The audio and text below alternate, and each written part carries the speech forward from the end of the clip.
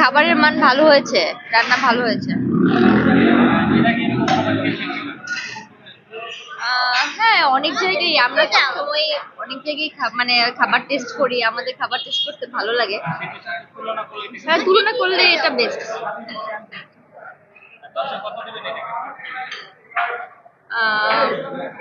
10-ই 9।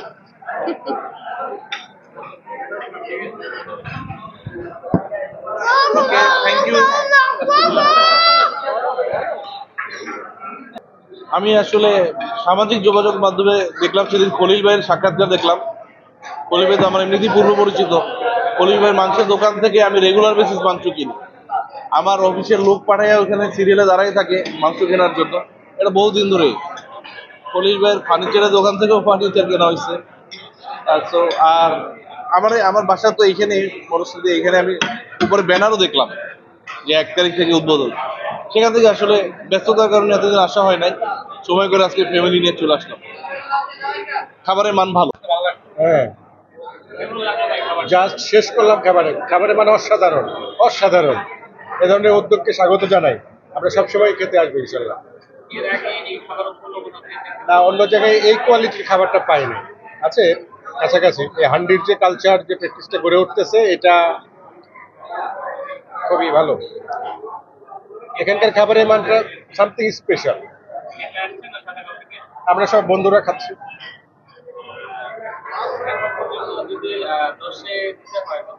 10-এ 9.5 দেওয়া যেতে পারে।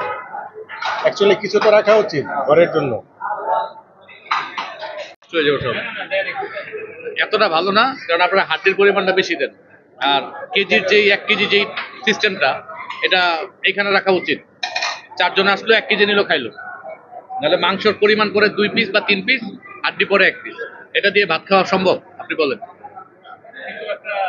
এটাই ল্যাকিংস। খাবারের মান ভালো।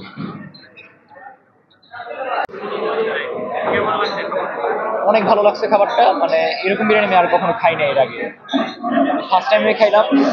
অন্যান্য বিরিয়ানি থেকে একদম আলাদা।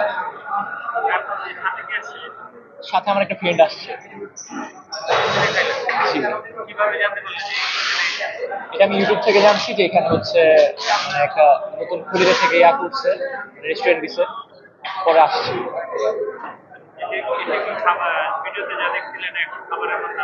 হ্যাঁ, এরকম প্রাইসটা রিজনেবলের মধ্যেই ছিল, মানে খাবার অনুযায়ী ঠিক আছে। খাবার অনেক ভালো। এই টেস্ট করছি, এর জন্য সবাই সুনাম শুনছি। তো প্রাইসটা দেখছি যে না, কথার সাথে কাজের মিল আছে।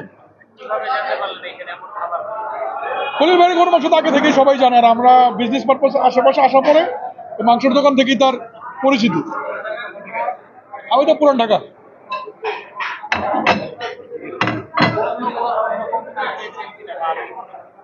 না, নতুন দোকান করছে, অনেক অভিজ্ঞ সার্ভে করে তারপরে এই ধরনের দোকানদারি করছে। তো খারাপ না, নতুন অবস্থায় সবাই ভালো করে। এখন টিকে আর রাখতে পারবে কতদিন, এটা হলো বড় বিষয়।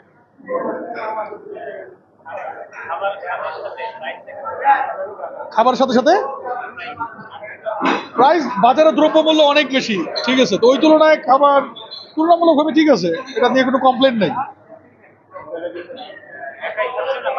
না, আমি আসছি, আমার সাথে আমার মামা আসছে। খাবার ভালো লাগলে অবশ্যই বাসা থেকে নিয়ে যাবো। উদ্দেশ্য করে বলতে চাই, উনি উদ্যোগ নিয়েছে ভালো।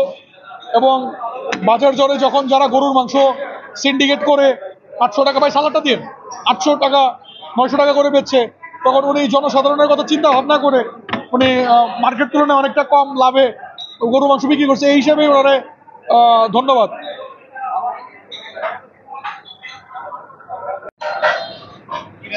আসসালামু আলাইকুম। এটা হচ্ছে মেজবানি মাংস রান্না আর কি, আমাদের চট্টগ্রামের মেজবানি মাংস।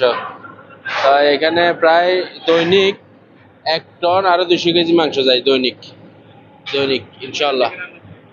সকাল 6টা থেকে রান্না হয়, রাত্রে 10টা 11টা পর্যন্ত আমরা রান্না করি, বুঝছেন। এখানে শুধু কিমা বিরিয়ানি আর ঝাল মাংস, এরপরে কালাভুনা, এই ব্যাস, এই 4টা আইটেমে। আর চিনি গুঁড়া চালের ভাত। ব্যাস এতটুকুই। জি, কিমা বিরিয়ানি আর জাল মাংসটা বেশি চলে।